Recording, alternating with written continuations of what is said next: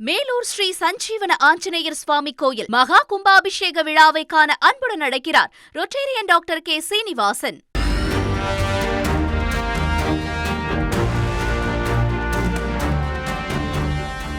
திமுக கூட்டணியில விசிகாவுக்கு 8 தொகுதிகள் ஒதுக்கீடு செய்யப்பட்டிருக்கு. இதுவரைக்கும் தொகுதி பங்கீடு எத்தனை கட்சிகளுடன் முடிஞ்சிருக்கு, தேமுதிக மக்கள் நீதி மையத்தின் எதிர்பார்ப்புகள் என்ன என்பது பற்றியெல்லாம் அலசுகிறார் சிறப்பு செய்தியாளர் Ranjith. Over to you Ranjith. வணக்கம் நேர்களே. சட்டமன்ற தேர்தல் களத்தில் கூட்டணி கட்சிகளிடையே தொகுதி பங்கீடு பேச்சுவார்த்தை புதிய உச்சத்தை எட்டியிருக்கு. தேர்தல் நாள் ஏப்ரல் 23, மே 4 தேர்தல் முடிவுகள் வெளியாக இருக்கின்றது. தமிழகத்தை பொறுத்த வரைக்கும் திமுக கூட்டணி, அதிமுக கூட்டணி, நாம் தமிழர், தாவேகா அப்படின்னு 4 முனை போட்டி நிலவுகின்றது. இன்னொரு பக்கம் சசிகலாவின் அனைத்து இந்திய புரட்சித் தலைவர் மக்கள் முன்னேற்ற கழகம் பாமகவின் ராமதாஸ் அணியுடன் கூட்டணி என்று அறிவிச்சிருக்கு. இவங்களையும் கணக்கில் நம்ம எடுத்துக்கிட்டோம்னா 5 முனை போட்டி. இந்த தேர்தல் எது மாதிரியும் இல்லாத ஒரு புது மாதிரியாக இருக்க போகுது அப்படின்னு நம்ம சொல்லலாம். அதனால இவங்களையும் கணக்கில் எடுத்துக்கிட்டா 5 முனை போட்டி, அப்படி இல்லைன்னா குறைந்தபட்சம் 4 முனை போட்டி என்பது உறுதியாகிவிட்டது. சரி, திமுக கூட்டணியில தொகுதி பங்கீடு இதுவரை எந்தெந்த கட்சிகளுக்கு முடிஞ்சிருக்கு? இன்று விசிகாவுடன் தொகுதி பங்கீடு ஒப்பந்தமானது கையெழுத்தாகி உள்ளது. மொத்தம் 8 தொகுதிகள் ஒதுக்கப்பட்டிருக்கின்றது. காங்கிரசுக்கு அடுத்தபடியாக விசிகாவுக்கு தான் திமுக கூட்டணியில அதிக தொகுதிகளானது ஒதுக்கீடு செய்யப்பட்டிருக்கின்றது. கூட்டணியில் இருக்கக்கூடிய மற்ற கட்சிகளின் கவனத்தை இது ஈர்த்திருக்கின்றது. சரி, இதுவரை நிலவரம் என்ன? திமுக கூட்டணியில எந்தெந்த கட்சிகளுக்கு எவ்வளவு தொகுதிகள் ஒதுக்கீடு செய்யப்பட்டிருக்கிறது அப்படின்னு நம்ம பார்க்கும்போது, அதாவது இதுவரைக்கும் பிரதான கட்சியாக இருக்கக்கூடிய காங்கிரஸ் கட்சிக்கு 28 தொகுதிகள் ஒதுக்கீடு செய்யப்பட்டிருக்கிறது. விசிகாவுக்கு அதற்கு அடுத்தபடியாக அதிக எண்ணிக்கையில் 8 தொகுதிகள் ஒதுக்கீடு செய்யப்பட்டிருக்கின்றது. சிபிஐ, இந்திய கம்யூனிஸ்ட் மற்றும் மார்க்சிஸ்ட் கம்யூனிஸ்ட் கட்சிகளுக்கு தலா 5 தொகுதிகளும், மதிமுகவுக்கு 4 தொகுதிகளும், ஐயுஎம்எல் 2 தொகுதிகள், மனிதநேய மக்கள் கட்சி 2 தொகுதிகள், கொங்குநாடு மக்கள் தேசிய கட்சிக்கு தலா 2 தொகுதிகள் ஒதுக்கீடு செய்யப்பட்டிருக்கின்றது. ஆக மொத்தத்தில் இதுவரை கூட்டணி கட்சிகளுக்கு திமுக மொத்தம் 56 தொகுதிகளை ஒதுக்கீடு செய்திருக்கின்றது. மொத்தம் இருக்கக்கூடிய 234 தொகுதிகளில் 56 தொகுதிகளை நம்ம கழிச்சிட்டோம் அப்படின்னா மீதம் இருப்பவை 178 தொகுதிகள் இருக்கின்றன. முடிவு எட்டப்படாத கட்சிகள் இன்னும் என்னென்ன திமுக கூட்டணியில் அப்படின்னு நம்ம பார்க்கும்போது, இந்த சட்டமன்ற தேர்தலை பொறுத்த வரைக்கும் அதிகபட்சமாக திமுக கூட்டணியில தான் ஏறக்குறைய 21 கட்சிகள் இருக்கின்றன. இதுவரை ஒதுக்கியது போக மீதம் இன்னும் என்னென்ன கட்சிகள் இருக்குது அப்படின்னு நம்ம பார்க்கும்போது, பிரதானமாக இருக்கக்கூடியது தேமுதிக. ஏற்கனவே ஒரு ராஜ்யசபா சீட் ஒதுக்கப்பட்டு விட்டது அவங்களுக்கு. அடுத்தபடியாக இருப்பது மக்கள் நீதி மையம் இருக்கின்றது. இவை தவிர சிறிய கட்சிகள் அப்படின்னு நம்ம பார்க்கும்போது, மக்கள் விடுதலை கட்சி, ஆதித்தமிழர் பேரவை, எஸ்டிபிஐ, மனிதநேய ஜனநாயக கட்சி, முக்குளத்தோர் புலிப்படை, கொங்கு இளைஞர் பேரவை, புதிய திராவிட கழகம், திராவிட வெற்றி கழகம், இந்த மாதிரியான சிறு சிறு கட்சிகள்லாம் இருக்கிறாங்க.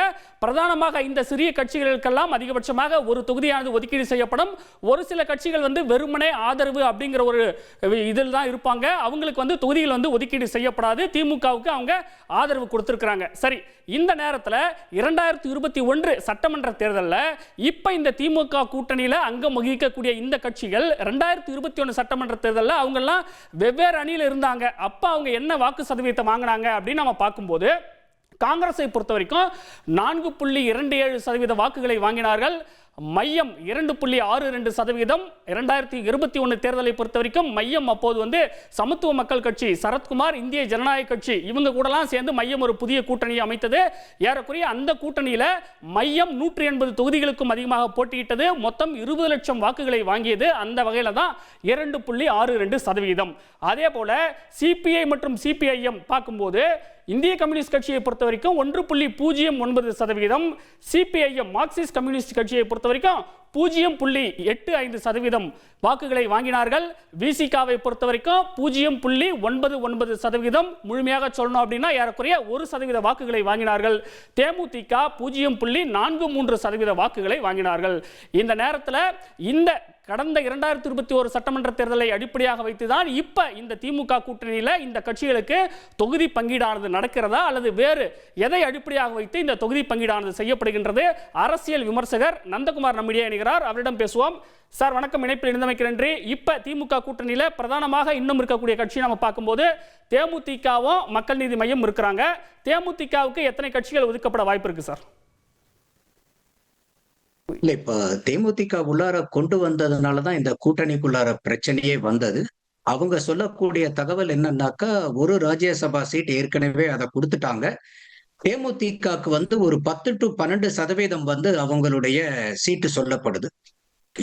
இரட்டை இலக்கு சொல்லப்படுது. அதுதான் வந்து இங்க இந்த கூட்டணிக்குள்ளார ஒரு பெரிய சிக்கல் வர்றதுக்கு காரணமா இருந்துச்சு ரஞ்சித். சார், இரட்டை இலக்கம் நீங்க சொல்றீங்க. ஆனா இப்ப கடந்த தேர்தலை பொறுத்த வரைக்கும் ஏறக்குறைய 1% வாக்கு வங்கி இருக்கக்கூடிய கட்சிகளுக்கே வந்து நம்ம ஒற்றை இலக்கத்தில் தானே கொடுத்துருக்குறாங்க. அதுதான் இப்ப அங்க நெருடலே என்னன்னு கேட்டீங்கன்னாக்கா, தேமுதிக போன தடவை 2021 சட்டசபை தேர்தல்ல வாங்குனது வெறும் 2,157,000 வாக்கு. அதாவது 0.43. இப்ப நீங்க சொன்னா பிரதானமா நீங்க வகை பட்டியலிட்ட எந்த கட்சியை விட கம்மியான வாக்கு வாங்குனது வந்து தேமுதிக தான். ஆனா அவங்கள வந்து இந்த கூட்டணிக்கு கொண்டு வந்ததுதான் இந்த கூட்டணிக்கு உண்டான பெரிய இக்கட்டான சூழ்நிலையா மாறிடுச்சு. ஏன்னா அவங்க காங்கிரஸ்க்கு இது போயிட்டா என்ன பண்றங்கிற பயத்துல வந்து இன்னைக்கு அவங்க கொண்டு வந்தாங்க தேமுதிகவை. ஆனா தேமுதிகவை கொண்டு வந்ததே வந்து இன்னைக்கு ஒரு பெரிய தலைவலியா திராவிட முன்னேற்ற கழகத்துக்கு மாறி இருக்கு. அப்ப நீங்க கணக்கு போட்டு பாத்தீங்கன்னா, இப்ப கம்யூனிஸ்டுகள் வந்து சிபிஐ வந்து ஒரு 1% வாங்கியிருக்குன்னா, இவங்க புல்லு 4ன்னா அவங்களுக்கு வந்து 5 சீட்டுன்னா இவங்களுக்கு வந்து 2 சீட்டு தான் கொடுக்கணும் தேமுதிகக்கு. நீங்க சொல்ற கணக்கு பிரகாரம் பார்த்தா.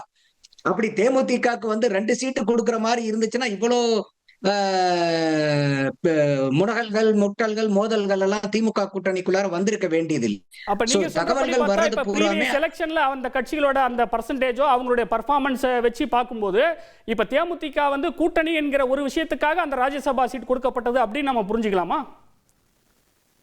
இல்ல அவங்க அந்த ஒரு ராஜ்யசபா சீட்டுக்காக மட்டும் அந்த கூட்டணி போனாங்கன்னு நான் எதிர்பார்க்கல. ஏன்னா இன்னைக்கு அண்ணா திராவிட முன்னேற்ற கழகமே போன ஜூன் மாசத்திலே அவங்களுக்கு இந்த இப்ப முடிஞ்ச இந்த எம்பி தேர்தல்ல ஒரு சீட்டு கொடுக்கறேன்னு சொல்லிட்டு அஷூரன்ஸே கொடுத்துட்டாங்க. அப்ப அந்த ஒரு ராஜ்யசபா சீட்டையும் மீறி தேமுதிகவை வந்து அதிமுகல வந்து அகாமடேட் பண்ணாம விட்டதுக்கு காரணமே அவங்களுடைய அதீதமான எதிர்பார்ப்பு, அளவுக்கு மீறின எதிர்பார்ப்பு தேசிய முற்போக்கு திராவிட கழகத்துல. அதனாலதான் நான் சொன்னேன் இரட்டை இலக்கத்துல அவங்களுடைய எதிர்பார்ப்பு.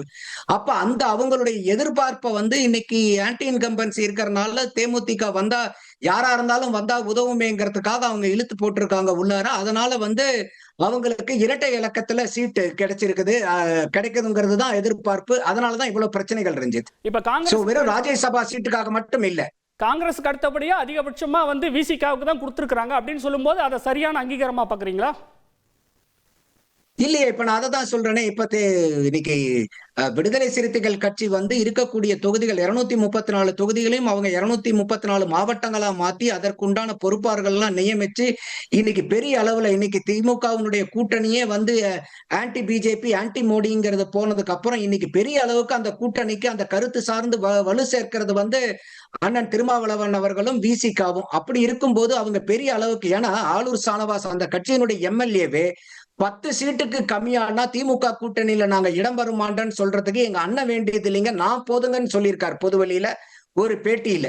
சோ அப்ப வந்து இன்னைக்கு விசிகாக்கு வந்து அவங்களுக்கு உரிய அங்கீகாரம் கிடைச்சிருச்சானா கிடைக்கல. ஏன்னா அதை விட அதிகமான சீட்டு வந்து வெறும் 2 லட்சம் வாக்கு எடுத்த 0.43% எடுத்த தேமுதிகவுக்கு இவங்க திமுக கூட்டணியில இரட்டை இலக்குல சீட்டு கொடுக்க போறாங்கிறதா பெரிய வருத்தமே அந்த கட்சியினருக்கு ரஞ்சித். இப்ப மையத்தை பொறுத்தவரைக்கும் 2.62% வாக்கு வங்கி நம்ம ஆக்சுவலா அந்த 2021 தேர்தலை எடுத்துக்கிட்டோம் அப்படின்னா அப்ப வந்து மையம் வந்து அதிக தொகுதியிலே கேட்டு பெறுவாங்களா, டிமாண்ட் பண்றதுக்கான வாய்ப்புகள் இருக்கா? இப்படி நீங்க சொல்ற மாதிரி பார்த்தா இப்ப அண்ணன் வந்து சற்றேறக்குறைய 1% அண்ணன் தொல் திருமாவளவன் இவருக்கு 8னா ஒரு 2.5% வாங்கினால சற்றேறக்குறைய 20 சீட்டு வந்து நீங்க மக்கள் நீதி மையத்துக்கு கிடைக்குமான்னு நீங்க கேக்குறீங்க. அப்படி எல்லாம் இல்ல. ஏன்னா அவங்க 2024 தேர்தல்ல வந்து தேர்தல்ல நிக்காம ஒரு ஒத்த ராஜ்யசபா சீட்டுக்காக கமலஹாசன் அவர்கள் அவருடைய கட்சியை கொண்டு போய் திமுக கூட்டணியில வந்து அவர் வந்து கரைச்சிட்டாரு. சோ அதனால வந்து இன்னைக்கு அவங்க 2024 தேர்தல்ல நிக்காதனால அந்த கட்சி கரைஞ்சு போனனால அவங்களுக்கு எந்த வாக்கு சதவீதமும் அவங்களுக்கு வந்து இன்னைக்கு செல்லுபடி ஆகாது. திமுக பாவப்பட்டு என்ன சீட்டு கொடுக்குறாங்களோ அதுதான். போன 2 நாளைக்கு முன்னாடி கூட அவங்க பொதுச் செயலாளர் அந்த கட்சியினுடைய செயலாளர் பேசும்போது கூட எங்களுக்குள்ள சீட்டு பிரச்சனை இல்லைங்க, எந்த சின்னத்துல நிக்கிறது தான் பிரச்சனைங்கிற அளவுக்கு பேசிக்கிட்டு இருந்தாங்க.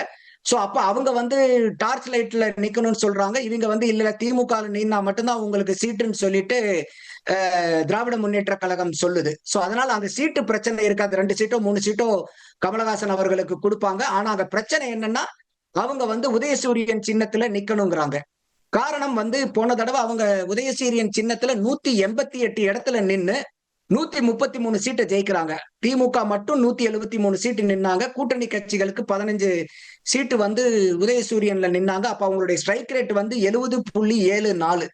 சோ அதனால வந்து பாத்தீங்கன்னா, அவங்கனால வந்து அப்ப அதே ஸ்ட்ரைக் ரேட் இன்னைக்கு வந்து இருக்கிறதுக்கு வாய்ப்பு இல்ல. ஏன்னா ஆன்டி இன்கம்பன்சி நெறைய இருக்கறனால, அவங்க ஸ்ட்ரைக் ரேட் குறையும். அந்த ஸ்ட்ரைக் ரேட்டே வச்சுக்கிட்டீங்கன்னா கூட அவங்களுக்கு குறைஞ்சபட்சம் ஒரு 168 சீட்டு திமுக சின்னத்துல, அதாவது உதயசூரியன் சின்னத்துல அவங்க நின்னா மட்டும் தான், அதே ஸ்ட்ரைக் ரேட் அடிச்சா கூட அவங்கனால ஆளுங்கட்சியா வந்து ஒரு தனிப்பட்ட மெஜாரிட்டியா 118 சீட்டு வந்து அவங்கனால ஜெயிக்க முடியும். அதனால தான் எல்லா கட்சிகளையும் போட்டு இந்த அளவுக்கு திமுக நெருக்குறாங்கன்னு நான் பார்க்கிறேன் ரஞ்சித். நன்றி சார். இணைப்பில் வந்து உங்களுடைய கருத்துக்களை பகிர்ந்து கொண்டமைக்கு மிக்க நன்றி. கூட்டணி கட்சிகளை பொறுத்த வரைக்கும் டிமாண்ட் வந்து பிரதானமாக இருப்பது அதிக தொகுதிகள், இன்னொன்று வந்து தனி சின்னத்தில் தான் போட்டி, உதயசூரியன் சின்னத்தில் போட்டியிட மாட்டோம் அப்படின்னு ஆரம்பம் முதலே கூட்டணியில் அங்கம் வகிக்கக்கூடிய பல்வேறு கட்சிகளும் சொல்லி வருகின்றது. அந்த வகையில் இப்ப அடுத்ததா வந்து இன்னும் திமுக கூட்டணியை பொறுத்த வரைக்கும் பிரதானமாக இருக்கக்கூடியது தேமுதிகவும் மக்கள் நீதி மையமும் தான். அதற்கடுத்ததாக ஒரு 7-8 சிறிய கட்சிகள் இருக்கின்றது. இவங்களுக்கெல்லாம் தலா ஒரு தொகுதிகள் அப்படின்னு வச்சுக்கிட்டா கூட இன்னும் ஓரிரு நாட்களுக்குள்ள தேமுதிக மற்றும் மக்கள் நீதி மையத்திற்கு எத்தனை தொகுதிகள் ஒதுக்கப்பட இருக்கின்றது என்பது தொடர்பான தகவல் வெளியாகிவிட்ட பிறகு, கடந்த முறை திமுக 170க்கும் அதிகமான தொகுதிகளில் போட்டியிட்ட மாதிரி இந்த முறை திமுக நேரடியாக எத்தனை தொகுதிகளில் போட்டியிட போகிறது என்பது அரசியல் களத்தின் சுவாரஸ்யத்தை மேலும் கூட்டும் என்று எதிர்பார்க்கப்படுகிறது.